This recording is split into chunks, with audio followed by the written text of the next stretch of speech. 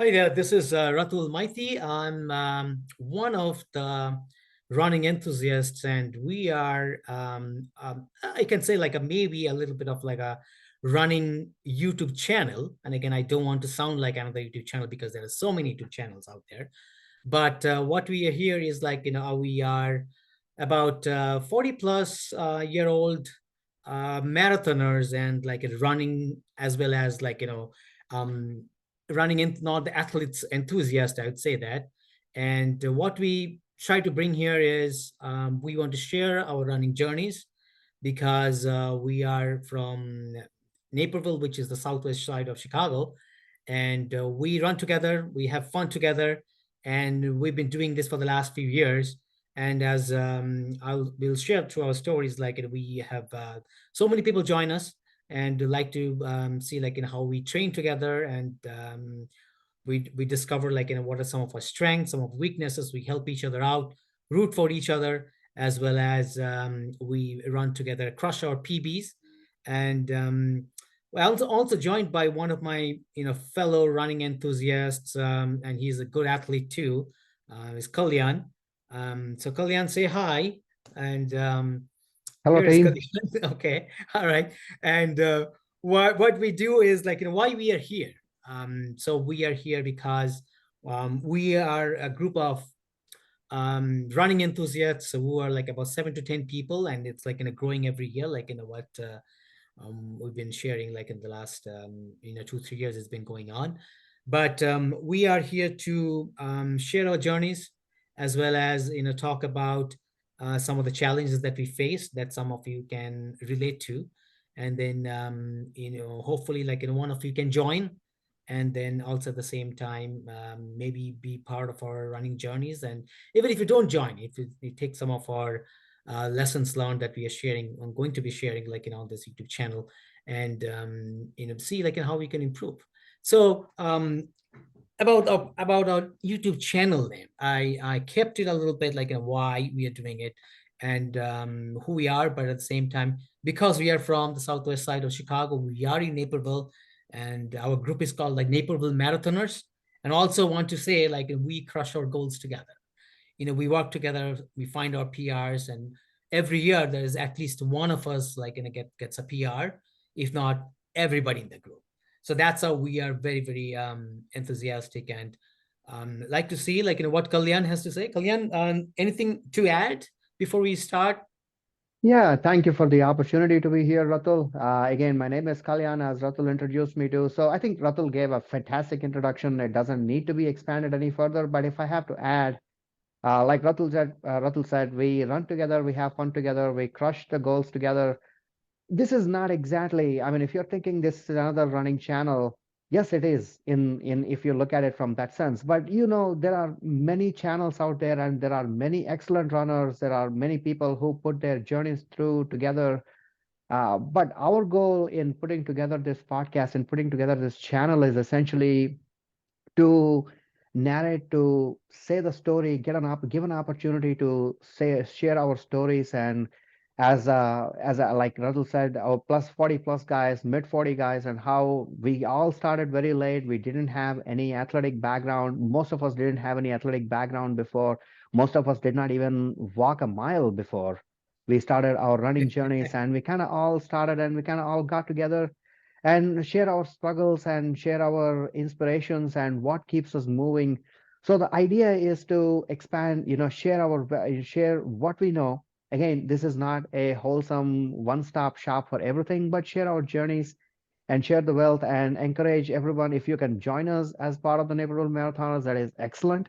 But even if you cannot, if you're listening to it from somewhere outside of Naperville or well beyond Naperville, but if we can inspire you with our stories and get you moving on with your journey, whether it be a mile walk or a 3 mile run, 5K, whatever it is, that's pretty much what we are here for.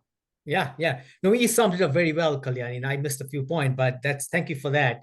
And I think what you said is like, hey, we are all not, none of us are pros. Like in most of the channels that you see, everybody has like in a pro, like they're all pros, like in their 230 marathoners, how to be from like in a 3 hour marathoner to a 230 marathoner. I don't think we can say any of those things yet. We are not there yet.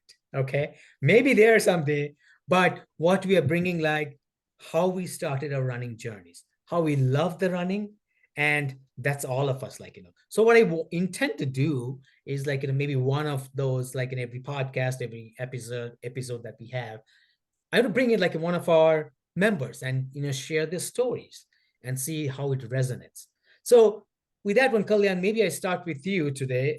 Tell me, like, and you said, like, in how all of us get started sometimes, and I know a little bit of you shared in the past how you got started into running. That is, I wouldn't say by accident, but yes, it is more or less. I actually, it started about 4 or 5 years ago, I should say, but nothing in a way. I did not sign up for a race. I did not have any intent to run a marathon, I mean, half marathon, not even a 5K, but I just wanted to get out of the house. Normally, what happens in Northern Illinois, where we live, is it gets dark really fast once it gets to late October, early November, and our hours that we spend inside gets longer. So I was like, I wanted to get out and do something. So I went out, bought a pair of shoes for myself, and honestly, if I tell you that I know what I was doing, I am absolutely lying to you and lying to all the audience who's listening. I have no idea. I bought a pair of shoes.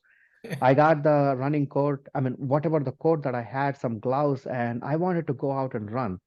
And anybody with any experience in running would tell you winter is not really a good time to start. But I just wanted to get out and breathe some fresh air because I sit in the house. I mean, whether it's an office or house, it's all indoors most of the time. And I want to break that mold and get out. So that's pretty much how it started. And I was talking to you earlier. I used to just go up barely 50 yards or 60 yards, and I used to look like I need a life support. I used to pant and literally gasp, but I was out of breath. I don't know. I'm pretty sure I was out of shape. I mean, not that I'm in great shape now, but I was in much out of shape at that time. But I was like, okay, I mean, this is not good, but I didn't expect that I would be good. So I lowered my expectations, swallowed my ego, and swallowed what others looking at me would be thinking. And I was like, let me keep going and see how long it goes. So that's pretty much how it started. And I started to run, and for months or even years, I had no idea what I was doing. But later on, it was my wife who signed up for a 5K in 2021, I should say, nearly 2 years after running. So she runs on and off too. She's a very good runner.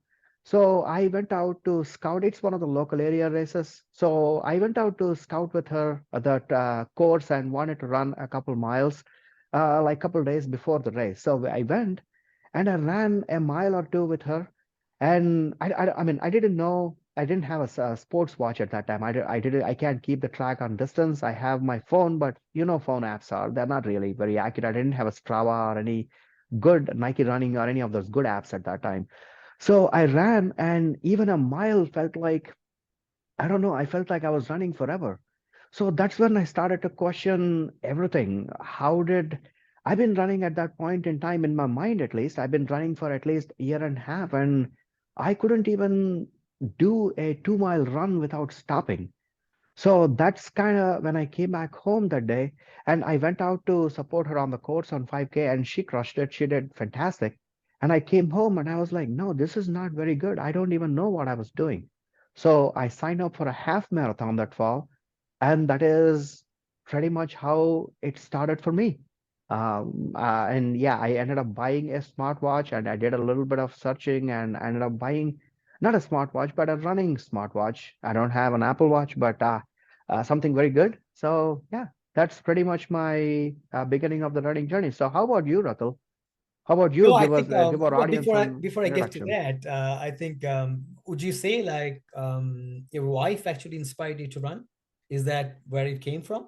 I would say yes and no. I mean, she definitely inspires me to do a lot of good work in many ways. So I was out there. I mean, if she did not sign up for a 5K, I don't know if I would have been motivated. I didn't know that I was that aimless and clueless with respect to getting a distance. You know what I'm saying? I didn't know that would have happened, but yeah, I'm greatly thankful to her that she actually, I mean, probably totally unintentionally. The plan was that we would do a couple miles and go get a coffee and then come back home. That was the plan. But I went out and quickly realized, oh my God, even 2 miles does feel like forever. And this is not what I should be at this point in time, given I've been going out to run on and I mean, at least I would say 2 to 3 times a week for at least an hour, year and a half at that point in time. Yeah, yeah, yeah. No, that is absolutely cool. And see, I think all of us have those kind of stories, right? But since you asked me how it started for me, I've been running like for a very long time. Pretty much like I would say since high school. And I'd Wow. say I've Okay. been like running for over 30, 35 years. And if I say that, but I had never any formal running training or anything like that. But I was always a running enthusiast because, I used to play sports, and then as part of fitness, I always thought like running is the thing to do. But I had no idea about like running is in a structured way. So even though after that I left sports, like I still continued running, but not again very in an organized way, or not in a very disciplined way though. So maybe on and off and things like that. So I had no idea about like a heart rate training or any of those things, or things like that. But I would say it's pretty much like started running in terms of like more structured way, and which is like about 4 or 5 years back. Maybe during COVID times, like in one of my friends, like he actually said, okay, let's sign up for a marathon. And then I was like, till that time, like I always thought like a marathon is actually for elites. Only the elite people run. Even though I used to run like in a quite a lot of distance, like I remember when I used to study at IIT in Chicago, I used to run all the way from there to like all the way to like Wilmette, or like maybe past the downtown, but never really thought that like that something that I would love it, or something that. But it is just I used to love the energy of the Lakeshore Drive, so that's why I used to run there on the weekends. So when my friend said like to sign up, I always thought this is for elites, and I don't think this is something. 26.2 miles is not my cup of tea. I'd never do that. But then we kind of started that way, and then the first one was pretty much like yeah, just we gotta finish it, follow a plan, finish it. But then once I did it, I said like I think I can do better than this. I think that's where kind of like I started falling in love with it. So now if somebody says like hmm, like as this an exercise, I said, oh, maybe an exercise for others, but for me it's a passion. It's a it's a project. It's a continuous improvement for me. Like I feel like there is something that I can do more, and I think that's what it is though. you know Yeah. So Lakeshore is a beautiful place to run. Lakeshore Drive is Lakeshore Trail is a beautiful place to run. And yeah, you said it right. Marathon running is actually a passion project. But yeah, I mean, someone who's listening to this podcast, you need not necessarily sign up for a marathon per se, but they can try that's what I always, yeah, people ask me, how do I train up for, how do I sign up for a marathon? Yeah, that's a good goal, but you probably want to try something smaller, 5K, 10K, and see how your body responds. Because even after running a handful of races over the past 2, 3 years, like you said, there is so much feedback. And every time you touch the finish line, that I feel like, I mean, it started to occur to me more and more like it is the starting, it's the start of the next racing block. It is not necessarily the end of a race, but it is start of the next training block, because the absolutely. moment I come home, you are starting to look at like, how did my body feel? Did my nutrition work? What is the changes that I need to make? Or how can I improve my training? Was my heart rate higher? There are so many things that to mull over. And but that's one thing that I absolutely love about this group, that everybody pretty much talks the same language. So when we get together, we share a lot of wealth, and the aches and pains and all the telematics that we gather during the running, and we kind of discuss, and oh, maybe we can do something. Maybe you can add strength training. Maybe you can flex more. All those things. Yeah, yeah. No, that's absolutely correct. So I think there are so many ways, and like you said, it doesn't have to be a marathon first. It could be just a 5K. like, out there in the community, right? And Hmm. then sign up for a 10K or whatever that is, right? But just to, it is so different, like when you're running, just running, and then when you sign up for a race, the energy of the race, right? And that brings it to a new level. And then you start thinking about, oh, I can probably do something better next time. I think that's what it is, though. For a long time, I never felt like, running for a race, like signing up for a race. But once I did, then I say, oh, I can do better. Now I'm thinking about, more in terms of a structure, like, this week, this many number of weeks, a plan, and all of that stuff like that. So that's definitely a good point. So, Kalyan, tell me about a little bit. You started running, you ran with your wife, like you ran like 2 miles, and then how it became from there to you're signing up for your first race. What was the first one? How did you train yourself? So this is the June 2021 when I participated in the last training run for my wife for the 5K. So we ran a couple miles. I came home, like I said, I was not very happy at all. Even I told on the way back, it was a very warm day too. It was in June. It was a very warm day, and I came home and I told my wife, no, this is not really good. And so I looked up and see what is the next race. I didn't, for some reason, I did not want to do a 5K or 10K because at that point in time, in my mind, my body was more ready for a longer distance. And I wasn't too worried about timing of it. Neither I actually intend to have a plan or anything. So I signed up for as the name of the group would say, I signed up for the Naperville Half Marathon that happens in the third Sunday, typically in October. It's a Yeah. beautiful fall race. The entire community comes out. It happens in and near downtown Naperville. It's a beautiful community, beautiful race, very well organized. So I signed up for it, and I think the longest run I did was probably 8 miles. And like I said, soon after I signed up for the race, I actually went out and bought a watch that can actually track my distance.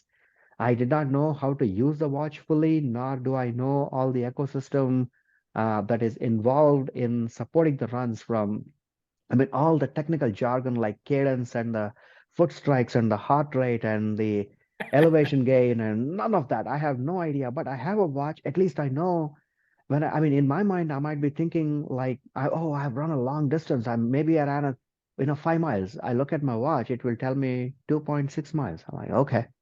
All right, that's very humbling for me to actually start to realize I wasn't actually running all this time the distance I thought I was running.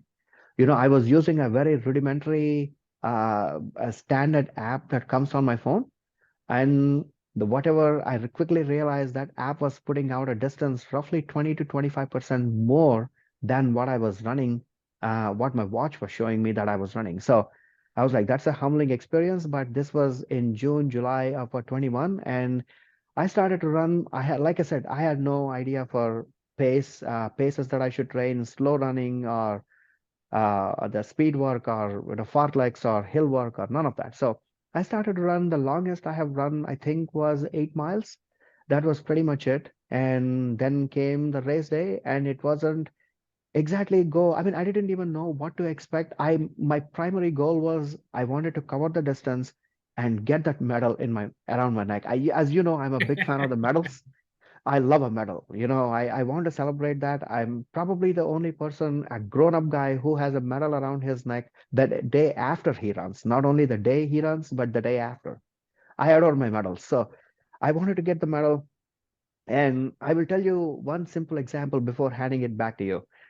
I was so clueless about what a 13.1 mile distance is. I was actually having dinner the night before, and the next morning, like you said, the race energy is just something. Running by yourself has a vibe to it, but running in a race, signing up and running, getting up that morning, getting ready, and getting to the start line, all the music and the fellow runners, that has its whole different energy level. That I will 100% agree. I cannot agree more.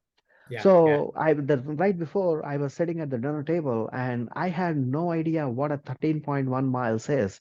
And let me tell you, none of the endurance running is any starvation contest. And we are not necessarily trying to lose weight or any of that. But I was like, I sat down and I was like, I didn't want to feel too heavy in the morning. So I ended up having a very light meal. No I carb know, loading. forget carb loading. I went the other way, because I was like, I was too worried how whether I would find a porta potty. I'm not used at whole. I'm not, the whole porta potty culture is another new dimension that I did not know that I need to add to my running. So I didn't know if I would have a porta potty access. I didn't know if I have to use the restroom and how it works and all. So I ended up having literally probably a cup of rice and some, soup of lentils, or we call Indians call dal. So that's pretty much a very light lunch. I know I said I was so proud that I was feeling very light when I woke up. Next day, I got to the race, and by 7 up to 8 miles, it was okay. And by 8 mile, I started to have severe cramps in my right calf. I had no idea what was happening to me, and it gotten so bad. I mean, I started to walk and run and walk and run. It got so bad that I couldn't even put any weight on it. It was so contracting. I didn't know what to do. So I ended up, stuck with it. And I had a very, I would say, pretty mediocre or bad finish, 2 hours and 7 minutes, finish to my first half marathon.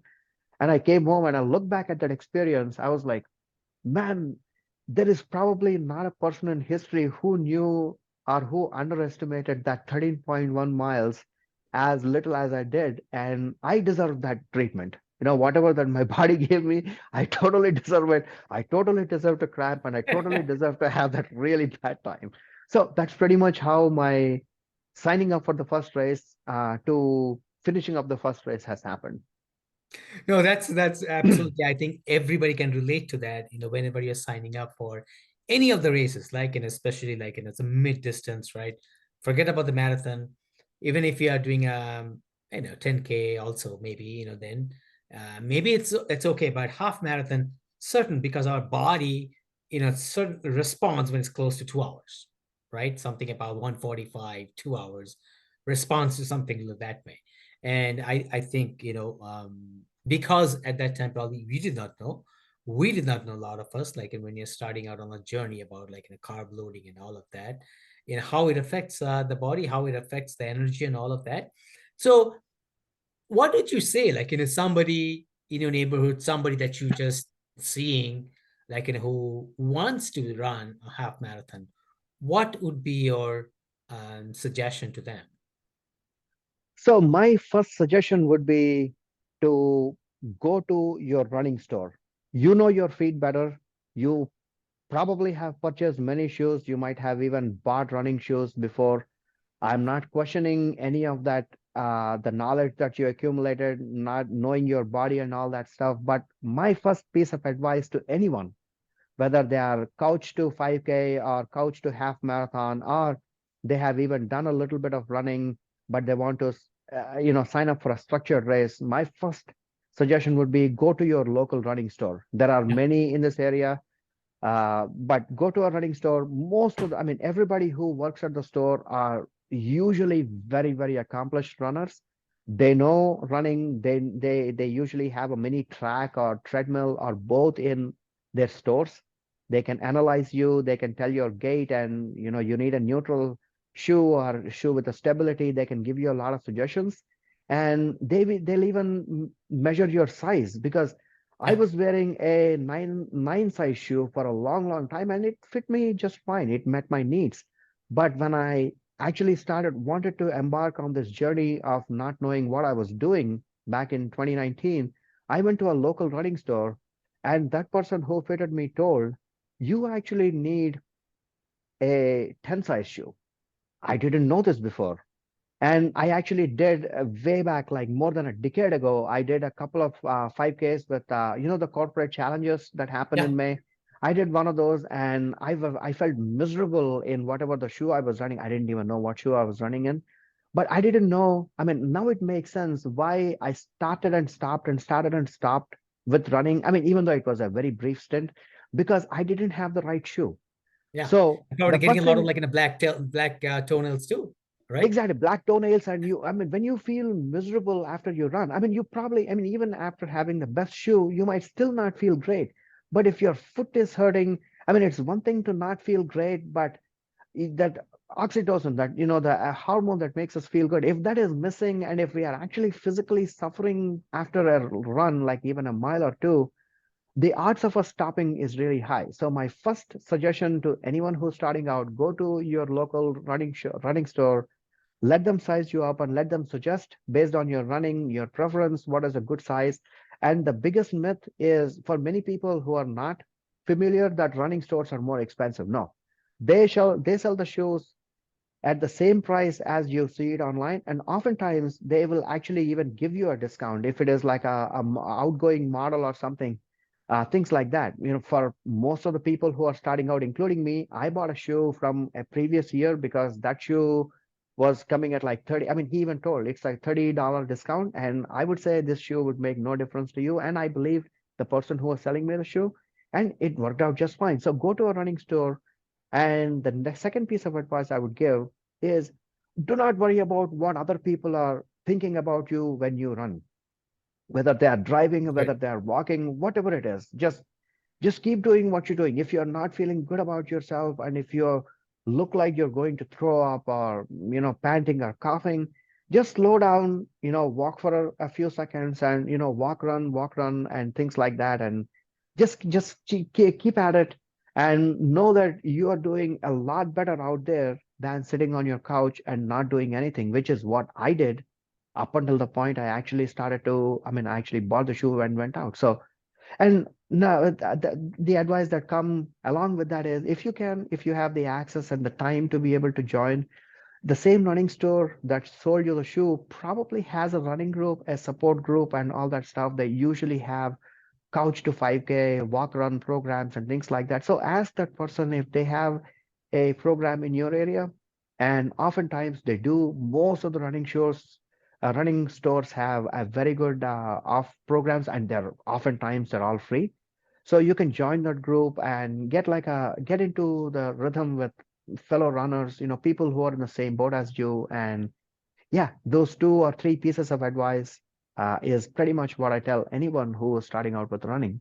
Yeah, yeah. No, I think it sums it up really well. I think the importance of the shoes, right? And I for a long time never realized the importance of it.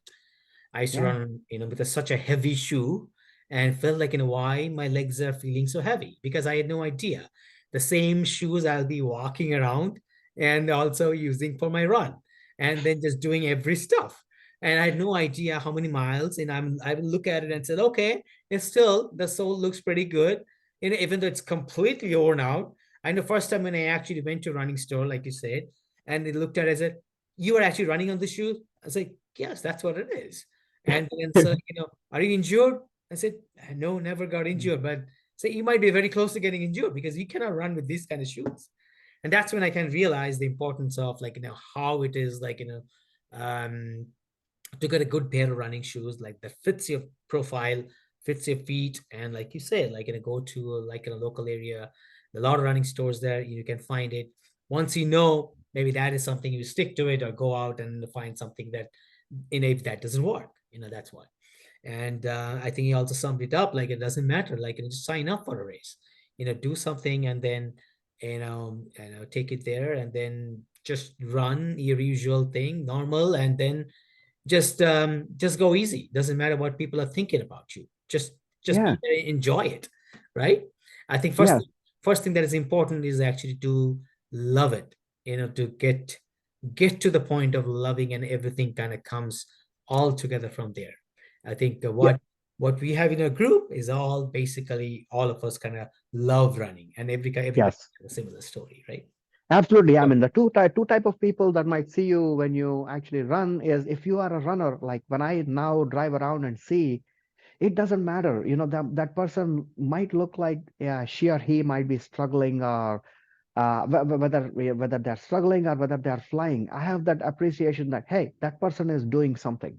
yeah, That person is out there, and that person is clocking miles, and that kind of inspires me. I mean, if I had a run in the morning, I feel good about myself. But if I did not have a run for whatever reason, and that's fine.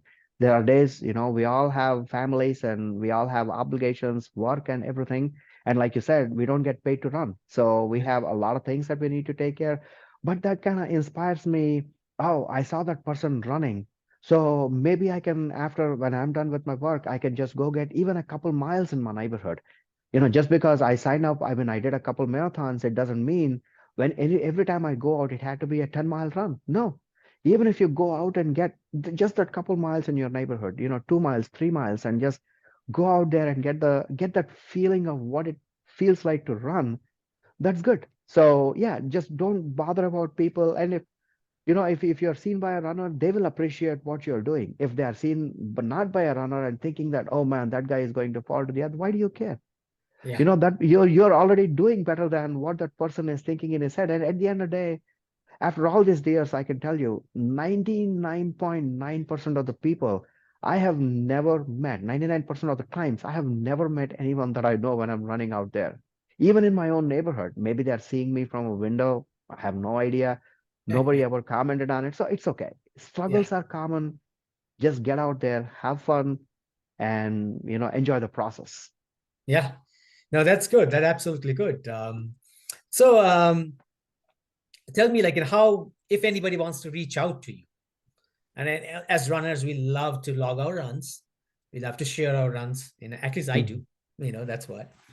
So how can people find you? I am on Strava, so you can find me on the Strava and connect with me. Or usually we do group runs at Knocknall's Park in Naperville. That's where we get together on Saturdays most of the times. I mean, it's not like everything.